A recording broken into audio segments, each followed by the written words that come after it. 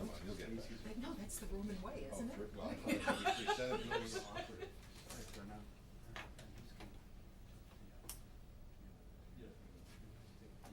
then you're really nuts when you get down to Senate meetings. That's another story. Read something that said.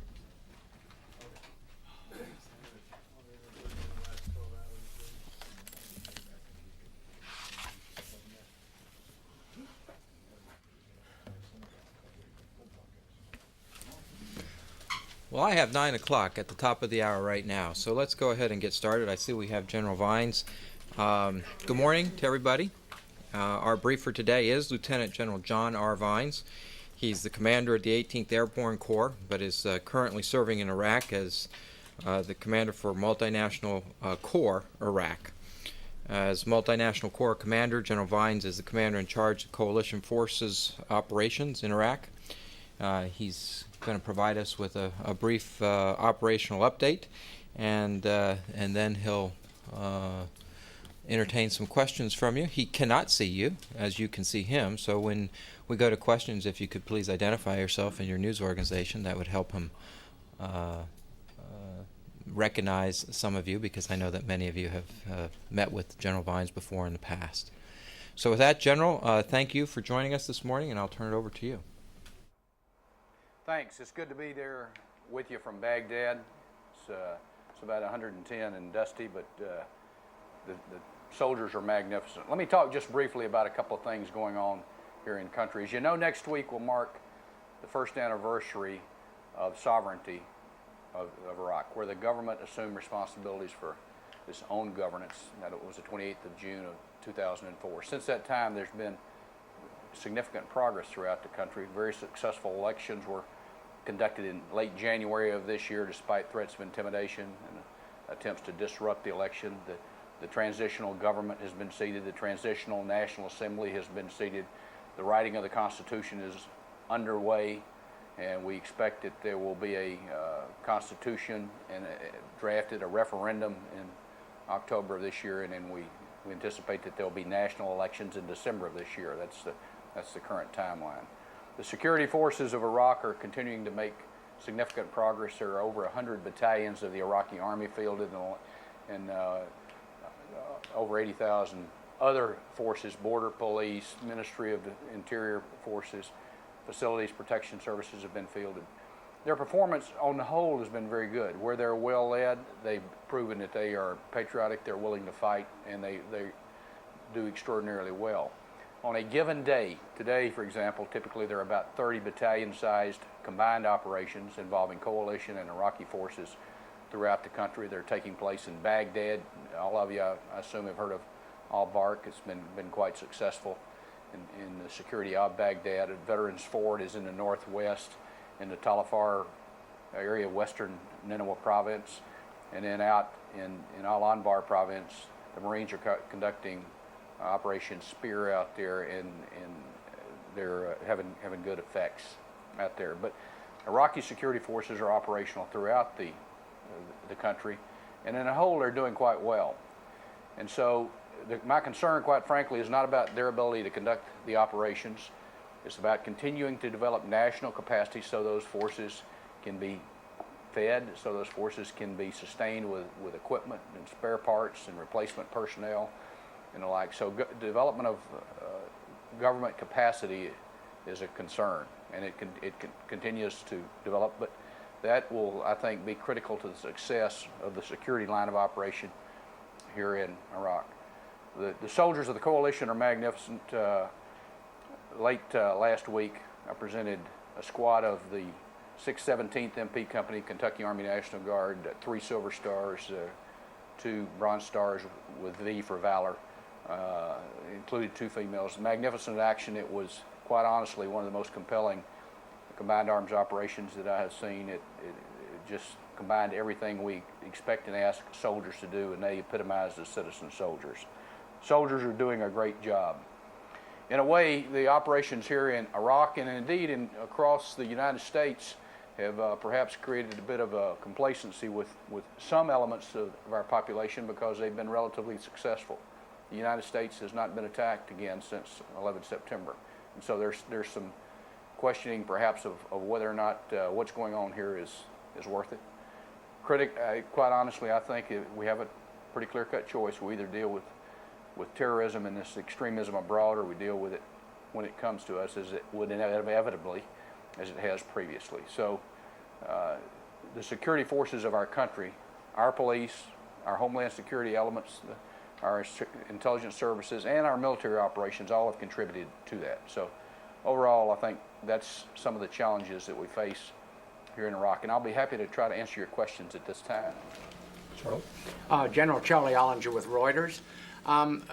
There was expectation early in the year that you and other commanders in Iraq would be ready to recommend by about this time possible date or the possible beginning of some kind of permanent drawdown of U.S. forces in Iraq.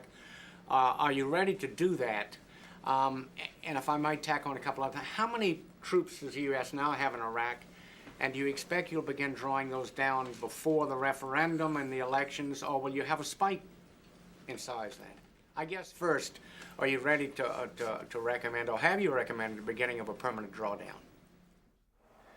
We're not at that point yet. We continually assess the capabilities of the Iraqi security forces. We say that it is conditions-based. And clearly we know that insurgents will do everything they can to disrupt ratification of a constitution. To them, that's a terrifying event that the government has established in Iraq. The decision ultimately of whether or not and when to draw down will not be made at my level. I will be a part of that recommendation. At this point, I would not be prepared to recommend a drawdown prior to the election, certainly not any significant numbers. It may be that some of the units that are here now, we will not ask for replacements, and we continue to assess that, and we're not at the point where we make that decision yet. Again, if I may follow briefly, how many forces does the United States now have in Iraq? And do you expect there might be a spike, in fact, more to provide security for the referendum and general election? Well, there's about 135,000 U.S. forces here in Iraq, and then there's some others around the region that provide support, so it depends on how you add those up. Conditions will dictate that. Right now, I would not be in a position to recommend any spike. I don't see that. Is it possible? Yes, if we think the conditions have changed, but right now I don't foresee a spike to support that referendum. Thank you. General Vines, it's Brett Baer from Fox News Channel. We've heard a lot about the insurgency and what the makeup is, and heard some from Operation Spear that there's more evidence of increased numbers of foreign fighters. Can you break down what the enemy looks like for us? And, sir, is there a division within the enemy ranks, perhaps foreign fighters versus Iraqi insurgents? Good question, Brett. Good to talk to you. There are four broad groups, I think, within this insurgency, and the insurgency, quite honestly, is quite narrow. The level of support for violence is pretty narrow. The jihadists, or the Zarqawi element, sometimes referred to the Al-Qaeda and associated movements here in country. That number is not very large, but it is very violent. It has access to some technical capability, and it uses foreign fighters historically, primarily to murder other Iraqis. It brings in foreigners, and they kill themselves and others, sometimes in vehicles, sometimes they'll put a vest on and detonate it among a group. And so foreigners that are brought in typically do things that Iraqis won't do to each other.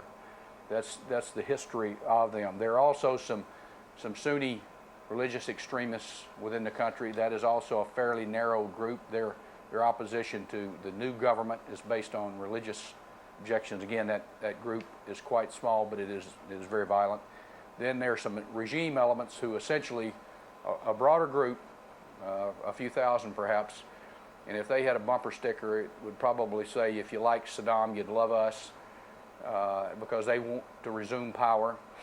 And then there's also a broader group of principally Sunni, but a fairly significant number of Iraqis want to see all foreign forces leave the country, and that's understandable. we have no long-term objectives here. So I'd say it's 4 broad groups. What about the division? Is there potentially a division between foreign fighters and Iraqi insurgents developing? Well, I would say absolutely. Foreign fighters coming in here to murder Iraqis. It's astonishing to me that is not clearly evident to many Iraqis, that people recruited in other countries by extremists who wish to seize power are brought in to murder children, women, innocent men and women. And what we see is those people are hidden from the Iraqi populace. They don't circulate freely, and they're kept in small cells, and then they're brought forth when they're ready to do their murderous work. And so, yes, there is a very definite schism between the foreign fighters and the average Iraqi. General, if the number of insurgents and foreign fighters is relatively small, and there is a division between the foreign fighters and the insurgency, how is it then that we've seen in the past 2 months probably some of the deadliest months since the end of major combat?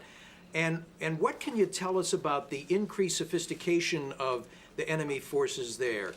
Where's that coming from? Is it internal, or are they getting outside help? It appears to us that they're getting outside help to conduct their insurgency. Attacks against the civilian populace were certainly, in May, was the highest total since major combat operations terminated in 2003. And it is primarily, again, murders in mass numbers, people who drive cars into mosques or into crowded markets and detonate them. And again, it's very difficult to protect the populace against someone who's willing to murder themselves and others. And so we've seen an increased attack against them. The foreign fighters are what amounts to a terrorist cruise missile. They can target a specific element without having to worry about their own survival. And so they chose to use those in numbers because in reality the insurgency is not very broad. You're not seeing large numbers of armed groups. You're seeing 1- and 2-person cells that are attacking a large group by driving into a crowded market and detonating themselves. And if I could follow up, please, on the sophistication aspect. Just how sophisticated has the enemy become, and where is it believed that they are getting this outside advice expertise? Well, they're certainly getting some outside advice, but there is some technical expertise that was resident in the Iraqi army, probably from their explosive ordnance personnel. And in reality, it is not so much that there's incredible technical expertise, but we see occasionally multiple IEDs. We might see an improvised explosive device that would detonate, and then when first responders there, both the Iraqi security forces and the coalition forces arrive on the scene, perhaps one will detonate 30 minutes later. Their tactics have become more sophisticated in some cases, to be sure. And so that is again, terrorism enabled by some limited military capacity. And it is resident here in the country. And I'm sorry to press this, but where is this outside expertise coming from? Is that known? The suicide bombers, of course, you've heard where they're probably coming from. They're coming from places like Sudan, Yemen, Saudi Arabia, Egypt. That is our belief. That the tactical expertise to do that capability exists here in the country. Go over here with Lisa. General Lisa Meyer from AP Radio. I want to get you to clarify a couple of things that you said earlier in your statement. You said that where the Iraqi forces are well led, that they're performing well. Is there a leadership problem which exists, or is it simply that you can't get people up and running, I guess, quickly enough? And the other thing that I wanted to ask you about, you were saying that your concern is about government capacity to support operations. Can you go on a little bit on what you mean by that? Sure. Leadership is something that has to be developed. People don't just walk up and say, I'm a leader, and demonstrate capacity. And so consequently, keep in mind that we hit the 1-year mark next week. And so leaders have to develop. And there have been many strong leaders that have emerged, and mid-grade leaders in other units still have to be found. And let's just be honest about that. So it is not a case of not having quality persons that they exist, but sometimes you have to make sure that they're in the right place. And so developing leaders takes a long time. We know this, for example, in the United States military. It's a career-long progression.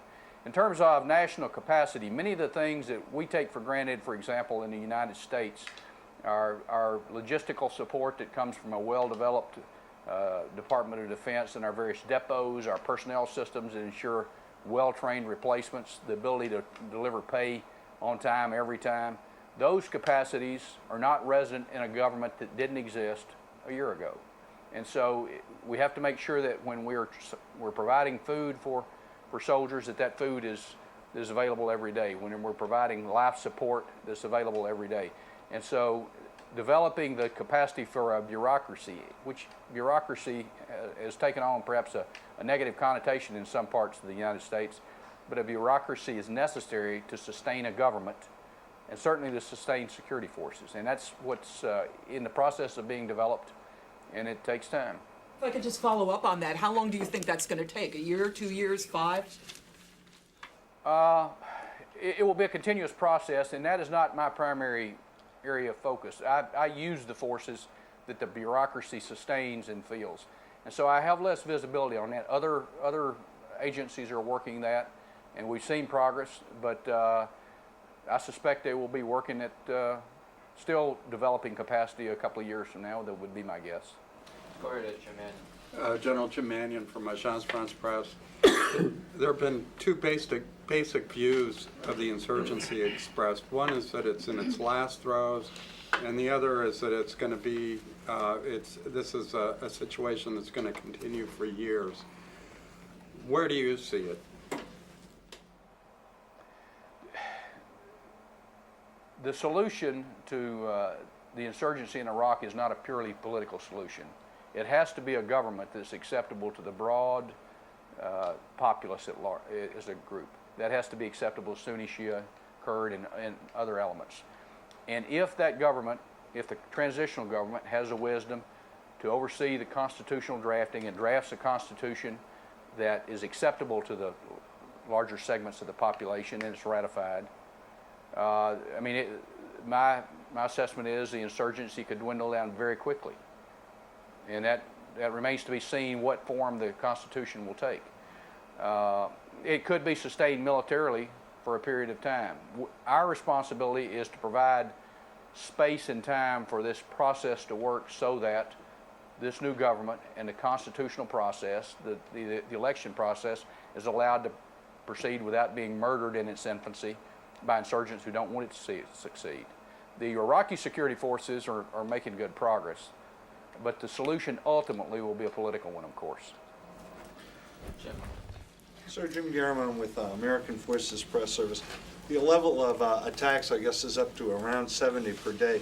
Are you seeing any drop-off in recruiting for Iraqi security forces, or a drop in the intelligence tips that you get from the Iraqi population because of this increased level of attacks? No, not at all. Recruiting remains very strong, and the fact the tips are up. That's one of the things we monitor very closely, is how effective the attacks are. And it's not just whether or not there are attacks, it is what is the effect on the Iraqi population, because let's be honest about that. That is what they're attempting to do, is to intimidate, threaten, coerce the population. And we see increased evidence that the population is rejecting the insurgency. It is rejecting attacks against the population. You know, imagine Zarqawi asserts that it is acceptable to murder innocent Iraqis, murder innocent Muslims in the pursuit of his objectives. Iraqis obviously don't agree with that. And so the number of tips are up, and that's one of the indicators that we continually monitor is whether or not, what's the effect on the population, and we see the population increasingly rejecting the insurgency at large. It wants to see an Iraqi government that provides for its own security. I think we've gotten all the Jims, so let's go to the Johns. John Lumpkin with AP. Just wanted to follow up on Charlie's question from the beginning. Am I to take your statements as that we should expect to see roughly the same level of troops in Iraq for the foreseeable future? U.S. troops, that is. No, I don't think you can say that. I mean, there are a lot of factors. If for example, there was a political solution and an agreement by some of the leading elements and the conditions changed, it could come down, the force structure could come down. I will make a recommendation based on military conditions. And those conditions right now, I'm assuming that the insurgency will remain at about its current level. What we see in terms of numbers of attacks, what we see in numbers of tips, what we see in the flow of foreign fighters, which is quite small, it is relatively static. It's not growing, not spreading, and I make assessments based on military conditions. And my leadership, my military leadership, will take that, factor that in, and then we'll make some determinations, because the troop strength here, of course, will be made by our civilian leadership. Can I just follow? Go to Joe. General Joe Tabet from Al-Hurra. Could you give us more details about what you said about the outside help? And you said also that the insurgents are coming from Saudi Arabia, Yemen, and Sudan. How and who is providing support for them? The indicators are that we see some dozens. We will never know exactly, I don't think, whether it's 75 or 150 a month coming principally, we believe, across the Syrian border. And we can count those by the number of people we detain who are carrying passports from various countries and where we believe they came across illegally. Once they're detained, the Iraqi government, as well as the coalition, talk to them, question them about where they came from and how they came. And so in terms of support, we believe that there are facilitators, principally in Syria, and I have absolutely no indicator that the Syrian government is directly involved in that. But there are facilitators, principally, we believe, in Syria that assist them in getting to the border and getting them across the border. And then we believe that there are people who facilitate smuggling from the border regions into other areas such as Mosul and Baghdad. And so we believe that this insurgency is driven in large measure by money. What we find is that there's monetary value assigned to attacks against the coalition. So in terms of technical support, I don't see it from a government. I don't see support by other governments. We would certainly ask that the Syrian government continue its efforts and redouble its efforts to help stop this flow of illegal foreign fighters across this border. But I see no indicators that the governments are actually General, supporting it. to follow up, do you think operations as a spear operation is a good choice to fight the insurgency, or do you suggest something else? Okay, would you restate the question? I didn't pick up the first part. I've said that, do you think that operations like spear operation was or is a good choice to fight the insurgency, or do you suggest or do you see something else? There was a fairly strong base of intelligence that areas where Operation Spear are being conducted, and it's in an area near Al-Anbar, or it's in Al-Anbar, it's in the vicinity of Karabila. Indicators that insurgents were using that as an area to train and to infiltrate foreign fighters into eastern Iraq. So we feel like that we can't allow them to have a sanctuary, real or virtual, where they can train, equip, plan, and move foreign fighters further east to attack coalition and the Iraqi forces. So that is only one part of a strategy, of course. Iraq ultimately needs to gain control of its own borders, and this is designed to help support that. It has to seal off the flow of foreign terrorists that are coming in and attacking its government, and again, this is designed to do that. There are people in Al-Anbar who are upset that combat operations are there, but there's indisputable evidence that foreign terrorists are flowing through there into eastern Iraq. Brian, before we move on, can we, the General raised a point. General, could you tell us specifically what is the monetary value put on attacks against coalition forces, Iraqis, whoever? Well, it varies depending on the region of the country, and but in some cases as little as $150 is paid to someone to put in an improvised explosive device, put perhaps a mine or 2 or 3 artillery shells into a hole with a remote detonator. So when we detain persons who are involved in that, and they're sometimes forthcoming, they tell us exactly what they were paid and why they were doing it. And so in many cases we find that it has no ideology. These insurgents don't have an ideology except violence and power. They have nothing to offer the Iraqi people. And so those who seek to regain power hire people for money to attack the Iraqi security forces as well as the coalition. And so as little as $100 will buy an IED. What's the top dollar and who's paying? Well, I don't know that you could assign a top dollar. I mean, how much do you pay someone who's going to murder some other people when they kill themselves?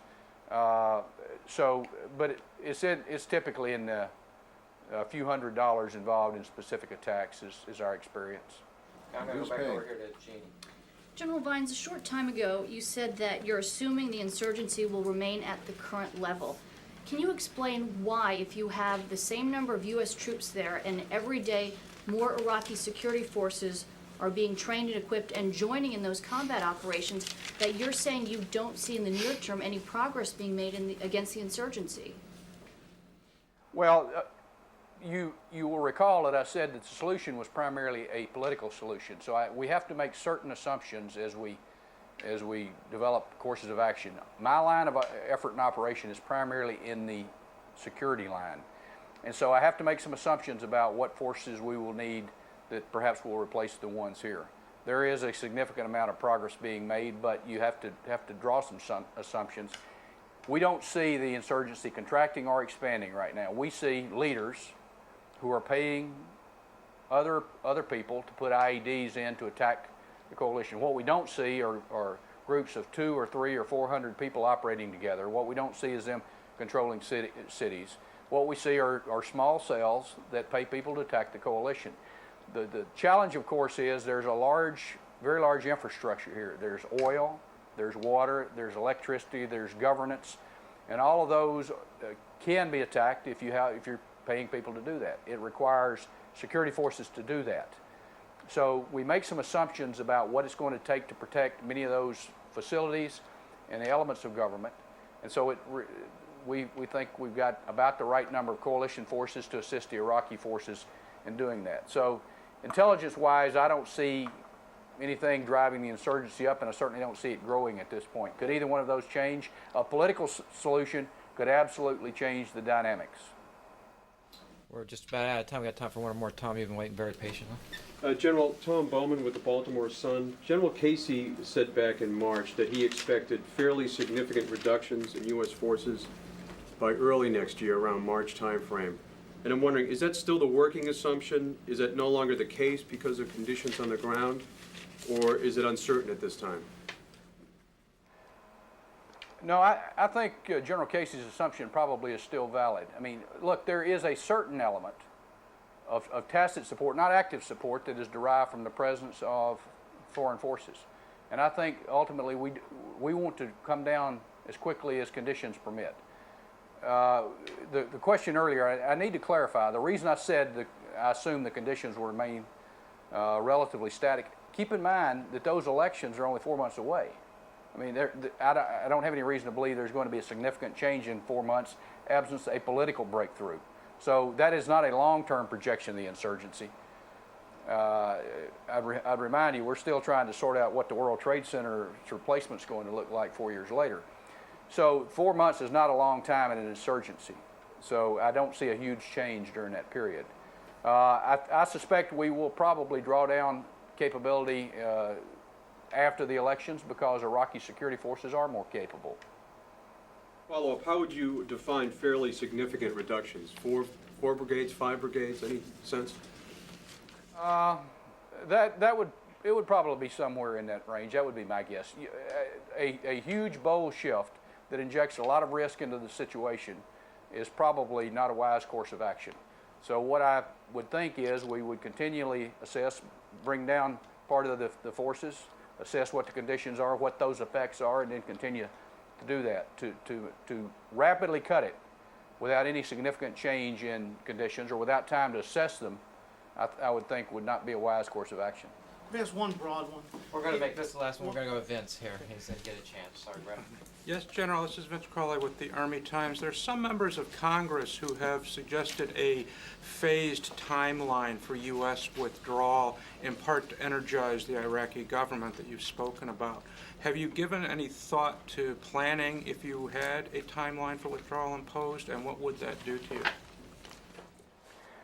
Well, we continually assess what would happen if we had to change conditions, and part of the change in conditions would be we're required to draw down. So I would be opposed to announcing a timeline.